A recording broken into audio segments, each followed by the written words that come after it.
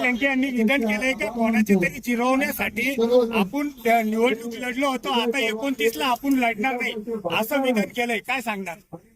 राजकारणामध्ये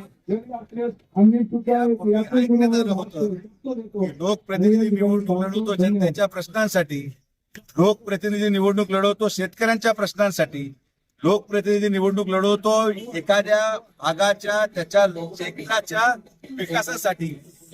ही महाराष्ट्रामधली पहिली वेळ आहे जेव्हा निवडून गेलेला लोकप्रतिनिधी हे म्हणतो की मी जिरवण्यासाठी निवडणूक लढवली, शेतकऱ्यांच्या प्रश्नावर नाही, समाजाच्या प्रश्नावर नाही, बेरोजगारांच्या प्रश्नावर नाही।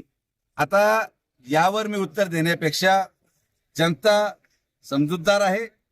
या मागच्या काही कालावधीमध्ये जी काही प्रक्रिया घडलेली असेल, त्यांनी त्यांचा काय राजकीय निर्णय घेतला त्यांचं व्यक्तिगत मत आहे। प्रत्येक लोकतांत्रिक प्रक्रियेमध्ये प्रत्येक निवडून आलेल्या लोकप्रतिनिधींनी कुठपर्यंत थांबावं हा त्यांचा निर्णय आहे। पण मतदारांनी जो माणूस व्यक्ती निवडून दिला असेल, ज्या आश्वासनांवर आपण निवडून गेला असाल, आज निवडून गेल्यानंतर लोकप्रतिनिधी हे म्हणतो की मी तुम्हाला जे आश्वासनं दिले तुमच्या प्रश्नासाठी नव्हे पण मी जिरवण्यासाठी लोकसभा लढवली, त्यापेक्षा मोठी कुठलीही शोकांतिका लोकतांत्रिक प्रक्रियेमध्ये मला पाहायला मिळालेली नाही। जे काही बोलले असतील तो त्यांचा व्यक्तिगत प्रश्न आहे।